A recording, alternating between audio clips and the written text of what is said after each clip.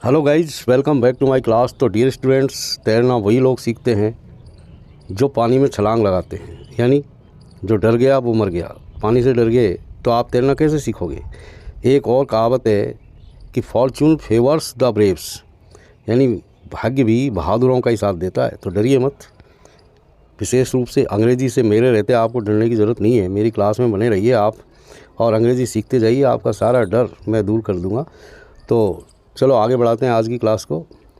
हमारी क्लास चल रही थी डायरेक्ट स्पीच से इनडायरेक्ट स्पीच में सेंटेंसेस को चेंज करना। यहाँ देखिए कुछ और सेंटेंसेस, जैसे ये देखिए 6 नंबर वाला, Raju said to me I saw a thief there. ये बिल्कुल सिंपल सेंटेंस है और जो सिंपल सेंटेंसेज होते हैं उसमें सेड टू को हम टोल्ड में चेंज करते हैं। तो पहला काम तो ये करेंगे कि सेड टू को टोल्ड में चेंज कर देंगे, यानी राजू टोल्ड मी, और दोनों सेंटेंसों के बीच में इन्वर्टेड कॉमा हटा देंगे और दैट कनेक्टिव लगा देंगे। दैट यानी सिंपल सेंटेंस में कनेक्टिव दैट लगाना है, सेड टू को टोल्ड में चेंज करना है। ये दो बातें आप ध्यान रखें, ये शुरुआत की प्राइमरी बातें हैं।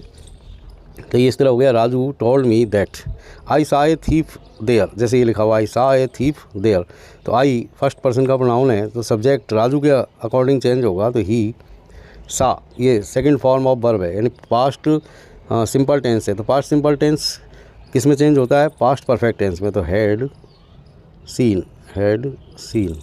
तो ये इस तरह हो गया, Raju told me that he had seen a thief there.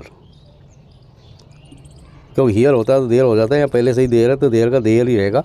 तो Raju told me that he had seen a thief there. चलो नेक्स्ट सेंटेंस देखिए, she said to me you can do this work. तो ये भी बिल्कुल सिंपल सेंटेंस है, यानी ये इंटरोगेटिव भी नहीं है तो इम्पेरेटिव भी नहीं है। तो यहाँ पे ही इसी तरह हम सेड टू को टोल्ड में चेंज करेंगे। तो सी टोल्ड मी और connective that you can do this work. यहाँ पर यू जो प्रोनाउन है वो ऑब्जेक्ट मी के अकॉर्डिंग चेंज होगा। तो आई, सी टोल्ड मी दैट आई, अब कैन का कुड हो जाता है, मे का माइट हो जाता है। तो सेल का शुड और विल का वुड हो जाता है। तो कैन का हम कर देंगे कुड। तो आई could do this work, this को दैट में चेंज कर दो, दैट वर्क। यानी ये इस तरह हो गया आपका आंसर कि she told me that I could do that work. चलो नेक्स्ट सेंटेंस देखिए 8 वाला। यहाँ पर लिखा हुआ है, the teacher says to the students honesty is the best policy. Honesty is the best policy यानी ईमानदारी एक अच्छी नीति है। तो ये एक कहावत है। तो प्यारे बच्चों, जब भी इन्वर्टेड कॉमास के अंदर कोई कहावत हो, यानी कोई प्रॉवर्ब हो या फिर कोई यूनिवर्सल ट्रुथ हो, तो उसका टेंस चेंज नहीं होता, वो हूबहू ऐसे ही लिख दिया जाता है।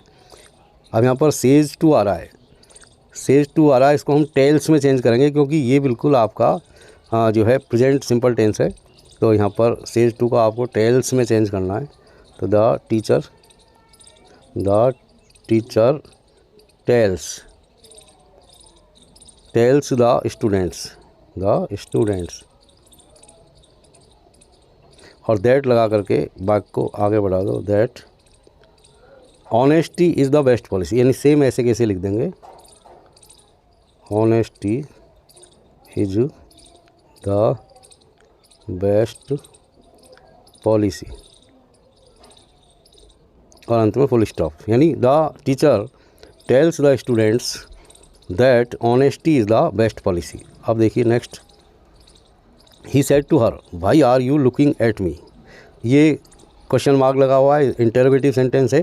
तो इंटरोगेटिव सेंटेंस में हम सेड टू को प्राय आस्क्ड में चेंज कर देते हैं। तो ही आस्क्ड हर, और कनेक्टिव WH वर्ड से शुरू हो रहा है तो WH वर्ड ही आपका कनेक्टिव हो जाएगा। यदि हेल्पिंग वर्ब से शुरू हो रहा है तो इफ़ या वेदर कनेक्टिव लगाया जाता है।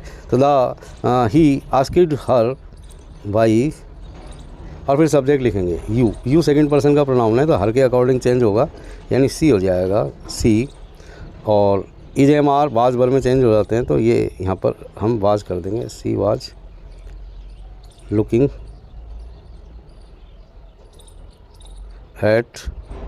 अब यहाँ पर ये मी आ रहा है, मी क्या है, फर्स्ट पर्सन का प्रोनाउन है तो ही के अकॉर्डिंग चेंज होगा ये, यानी आई माई मी तो ही हिज हिम हो जाएगा ये। और अंत में ये फुल स्टॉप ही लगेगा। यानी ये भी एक ध्यान रखने वाली बात है। यानी डायरेक्ट स्पीच में सेंटेंस चाहे किसी भी नेचर का हो, जब वो इनडायरेक्ट में आता है तो सिंपल सेंटेंस बनता है, यानी उसमें अंत में फुल स्टॉप लगाना पड़ता है। तो इस तरह हो गया, he asked her why she was looking at him. अब देखिए next, the captain said bravo we have won the match.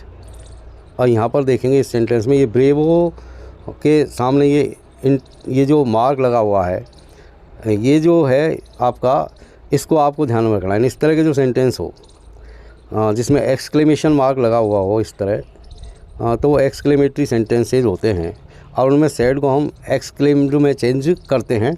और यदि ब्रेवो आ रहा है तो एक्सक्लेम्ड विद जॉय, हुर्रा आ रहा है तो भी एक्सक्लेम्ड विद जॉय ही हम करते हैं या प्लेजर कर देते हैं। यदि कोई वंडर की बात आ रही है तो एक्सक्लेम्ड विद वंडर करते हैं, या कोई दुख यानी सैड आ रहा है, अलास आ रहा है तो एक्सक्लेम्ड विद सोरो हम करते हैं। अब यहाँ पर तो ब्रेवो लिखा हुआ है तो द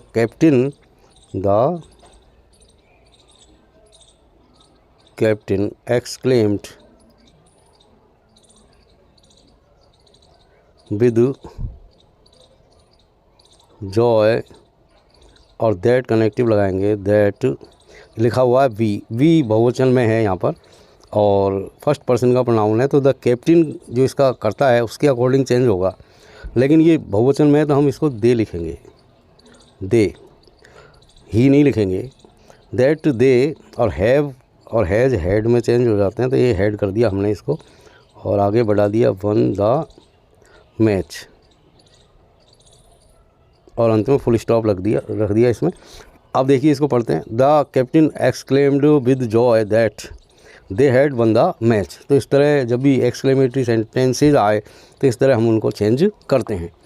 तो प्यारे बच्चों, नेक्स्ट क्लास में फिर मिलते हैं, तब तक के लिए have a nice time. Thank you very much for watching.